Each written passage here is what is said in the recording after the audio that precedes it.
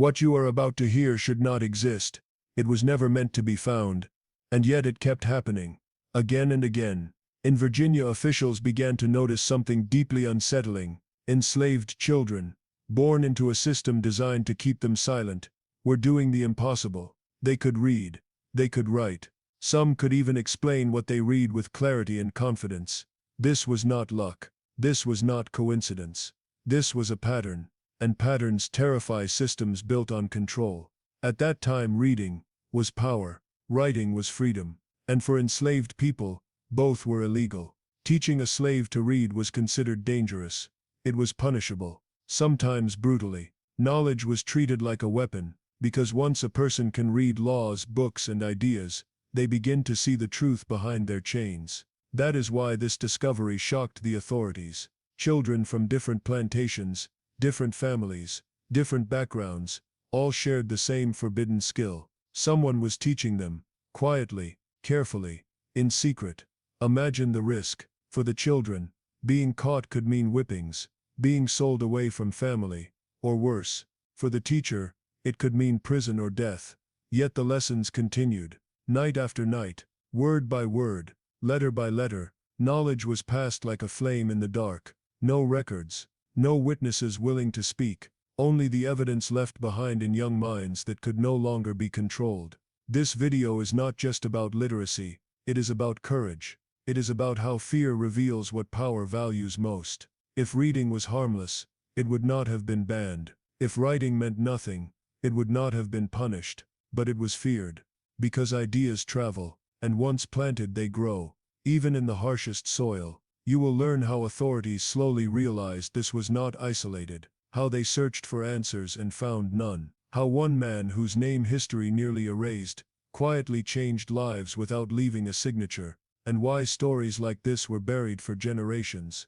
Not because they were unimportant, but because they were too powerful. Stay with this story until the end.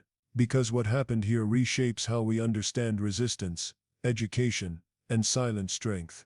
It reminds us that the most dangerous acts are not always loud. Sometimes they happen in whispers, sometimes they happen by candlelight, and sometimes the greatest revolutions begin with a child learning how to read a single word.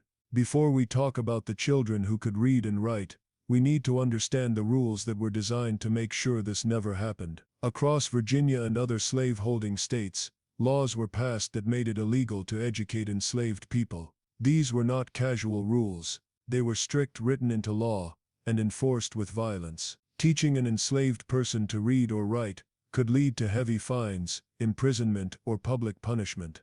The system made it clear that education was not just discouraged, it was forbidden. These laws did not appear by accident. They were created because those in power understood something important. A person who can read begins to ask questions. A person who can write begins to record truth. Reading exposes lies. Writing preserves memory. For a system built on forced labor and silence, this was dangerous. If enslaved people could read religious texts, they might notice contradictions. If they could read legal documents, they might recognize injustice. If they could read newspapers, they might learn that freedom existed elsewhere. Knowledge threatened obedience. Before we talk about secret teachers and hidden lessons, it matters to see how deeply fear shaped these laws. Plantation owners believed control depended on keeping minds as restrained as bodies. They feared that even basic learning would lead to rebellion. A child who learns letters today might question orders tomorrow. A person who understands numbers might challenge unfair work or stolen wages. Learning created awareness, and awareness weakened domination. The fear went beyond books and paper. Even teaching someone to recognize letters in the dirt was considered a crime. Whispering words, tracing shapes, memorizing passages, all of it counted as education. The law did not care how small the lesson was. Any step toward understanding was treated as a threat. That tells us something important. The danger was not advanced knowledge, the danger was thinking. Before we talk about punishment, we need to understand why it was so severe. Authorities believed fear had to be visible to work. When someone was caught teaching or learning, punishment was often public. This was meant to send a message. Do not try this again. Do not think beyond what you are told. Do not reach for what was denied. The goal was not just to stop one person, it was to scare everyone watching. Yet despite these laws, learning did not stop. That is the part that makes this story powerful. The rules were clear, the risks were known, and still people chose to break them, because the desire to understand is stronger than fear, because knowledge offers something chains never can, a sense of self, a sense of possibility. That is why reading was not just banned, it was hunted. Before we talk about who was responsible, it is important to understand how suspicion first began to grow. Officials did not uncover this story all at once. It revealed itself slowly, through small moments that felt wrong to them. A child answering a question too clearly, another recognizing letters on a page meant only for overseers, someone counting aloud without being taught. At first these moments were brushed aside as chance. But chance does not repeat itself with precision. As time passed, the same signs kept appearing. Children from different plantations showed the same quiet confidence around written words. They recognized letters when they were not supposed to. They knew how sounds fit together. Some could spell names. Others could copy words they had seen only once. These were not children raised together. They lived miles apart. They worked under different masters. Yet their knowledge looked strangely similar. Officials began to compare notes. Even if informally, one plantation owner would mention something troubling, only to hear the same story from another. A child who could read a sign. A child who understood numbers beyond simple counting. A child who knew when something written was wrong. Slowly the pattern became impossible to ignore. These were not isolated incidents. This was something organized. Before long it became clear that this knowledge followed no family line. It did not stay in one location. It appeared in places where no school existed, and no open teaching had ever been allowed. That realization unsettled the authorities. Education requires time, method, and guidance. Children do not independently develop the same skills in the same way without instruction. Someone had taught them, carefully, repeatedly, with intention. The similarities were what raised alarm. The children learned in the same order, letters before words, words before meaning, numbers understood not just as sounds but as tools. This showed planning. It showed consistency. Officials understood enough about learning to know this was no accident.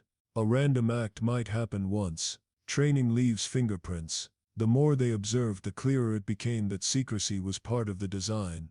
The children did not boast about what they knew. They did not speak unless asked. Their knowledge surfaced only by mistake or necessity.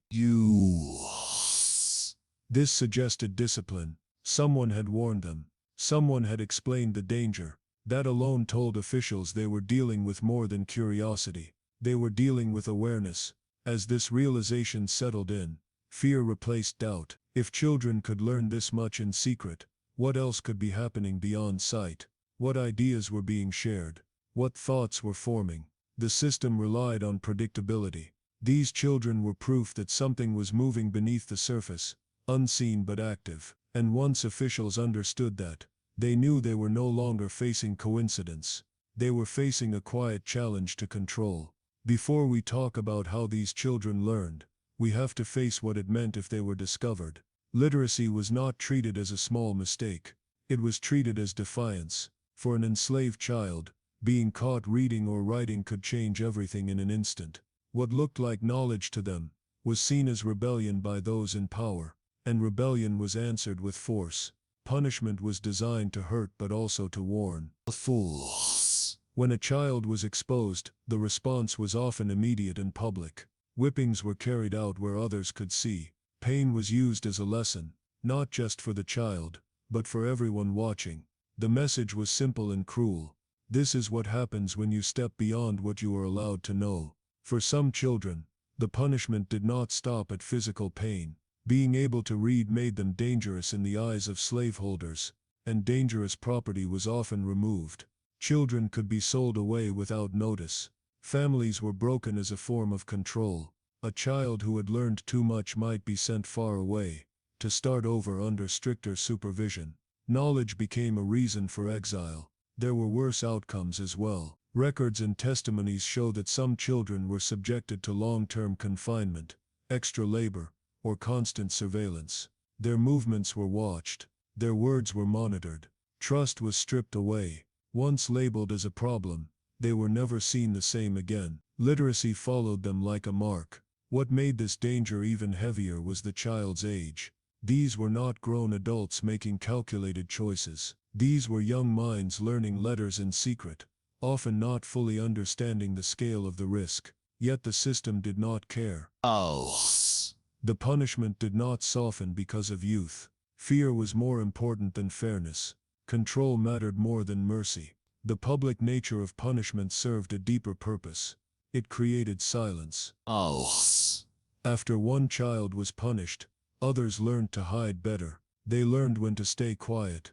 They learned when to forget in public what they remembered in private. This is how fear shaped behavior, not by stopping learning entirely, but by forcing it underground. Every lesson carried this weight. Every letter memorized came with the knowledge that discovery could mean pain, separation, or death. That is what makes these stories so powerful. Learning was not safe. It was not encouraged. It was chosen in spite of consequences. Each child who learned to read was taking a risk that adults around them understood very well. And yet the lessons continued, even when the cost was unbearably high. Before we talk about how the children learned so much, we need to consider a possibility that frightened the authorities more than any single child ever could. This was not random kindness. This was not curiosity spreading on its own. The consistency of the learning pointed to one source, one mind, one person quietly shaping knowledge across different places without ever being seen. The signs were subtle but clear. The children learned in similar ways. They recognized letters in the same order. They formed words with the same structure. They understood numbers not just as sounds but as meaning. That kind of uniformity does not come from chance. It comes from instruction. Someone had planned this. Someone had repeated the same lessons again and again, adapting them to different locations while keeping the core the same. What made this even more unsettling was the absence of evidence. There were no written lessons to seize, no books hidden away, no names whispered under pressure. The teaching left no physical trace.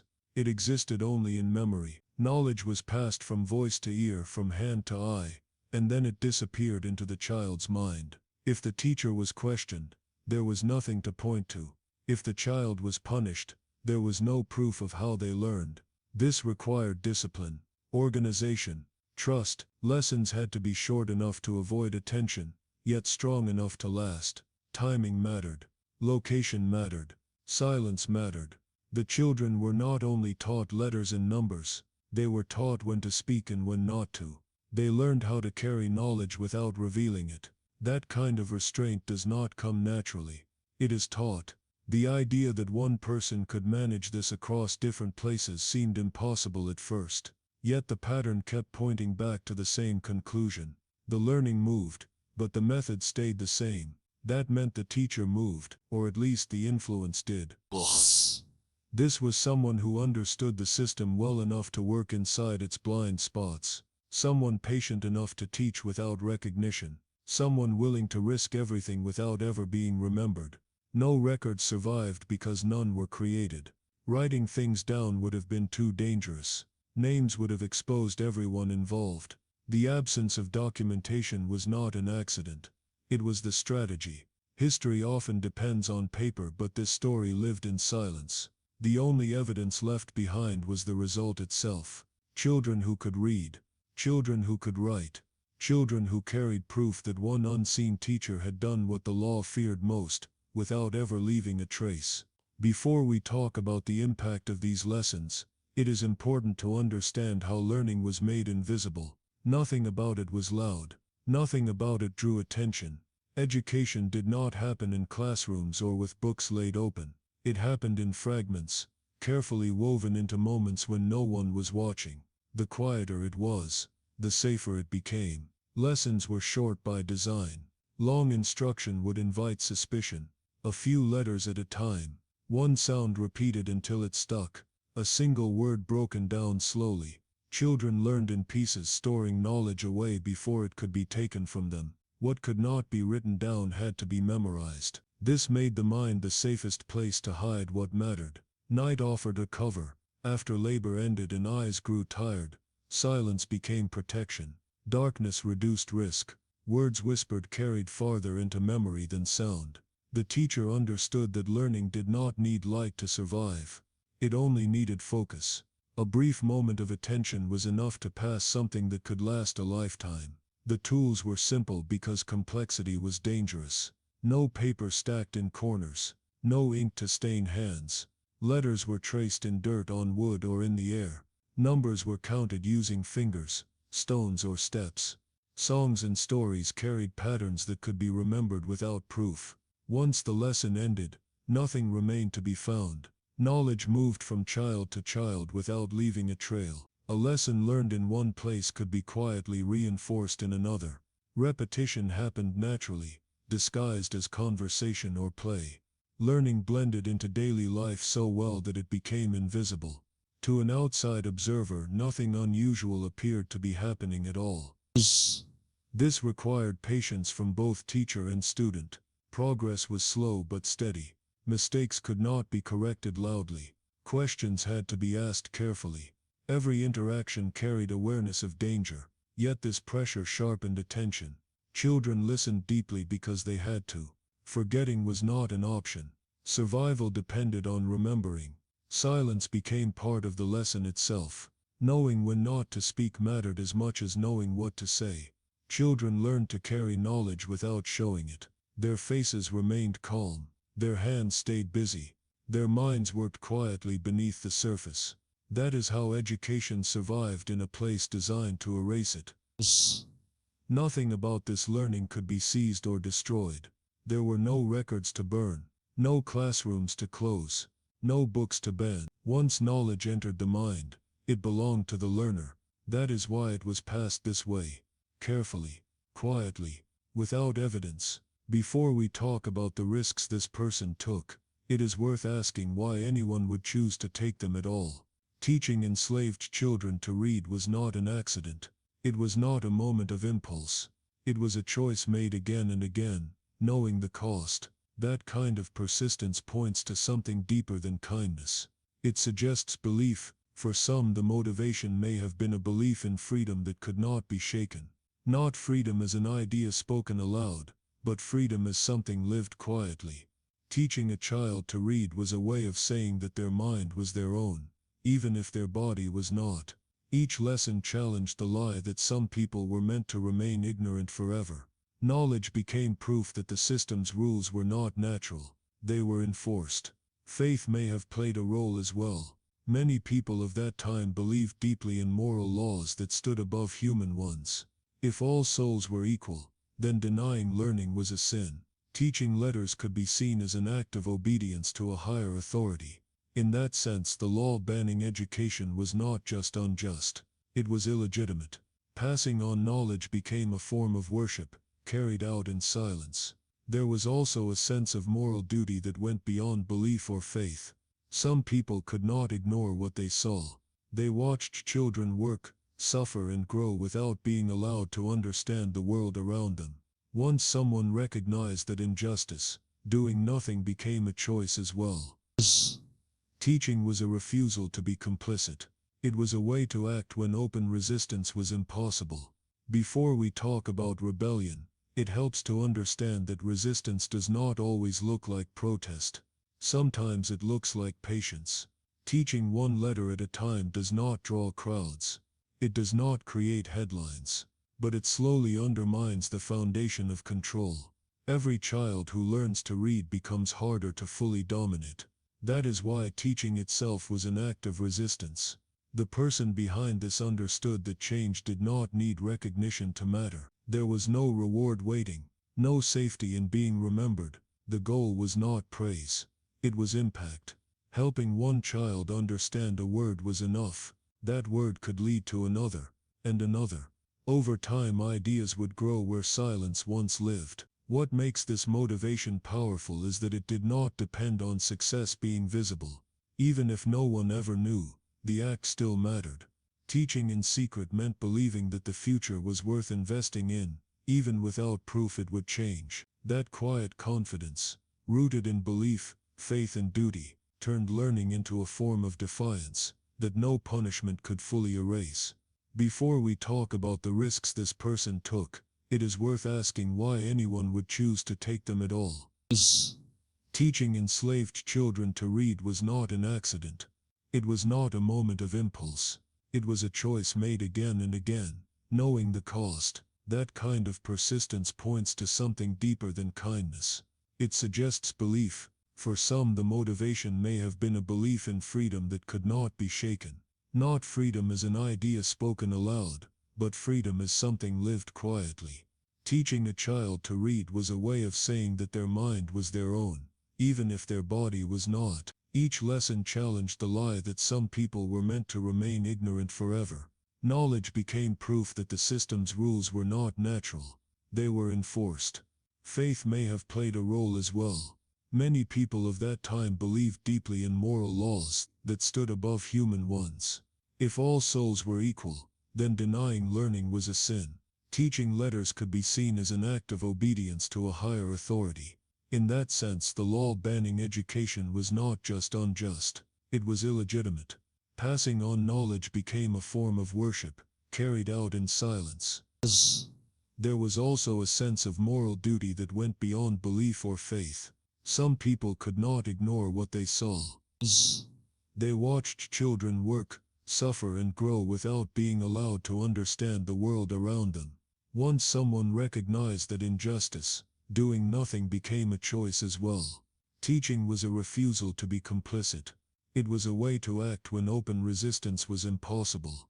Before we talk about rebellion, it helps to understand that resistance does not always look like protest. Sometimes it looks like patience. Teaching one letter at a time does not draw crowds. It does not create headlines. But it slowly undermines the foundation of control. Every child who learns to read becomes harder to fully dominate. That is why teaching itself was an act of resistance. The person behind this understood that change did not need recognition to matter. There was no reward waiting, no safety in being remembered. The goal was not praise, it was impact. Helping one child understand a word was enough. That word could lead to another, and another. Over time, ideas would grow where silence once lived. What makes this motivation powerful is that it did not depend on success being visible. Even if no one ever knew, the act still mattered. Teaching in secret meant believing that the future was worth investing in, even without proof it would change. That quiet confidence, rooted in belief, faith and duty, turned learning into a form of defiance that no punishment could fully erase. Before we talk about how quickly the children learned, we need to understand the pressure surrounding every lesson. This was not casual education. There was no comfort, no routine, no safety. Learning happened under constant threat. That threat created urgency, and urgency sharpened focus in ways comfort never could. These children were not learning out of curiosity or leisure. They were learning because knowledge meant survival. Each letter memorized was a small shield. Each word understood gave them awareness. Reading was not something done for pleasure. It was something done with purpose. There was no room for distraction. When learning might be taken away at any moment, attention becomes intense. Time was limited. Lessons could end suddenly. Someone could appear. A sound could break the silence. This forced the mind to work faster. Children learned to absorb information quickly because they had to. They listened deeply. They repeated silently. They stored lessons immediately. Forgetting was dangerous.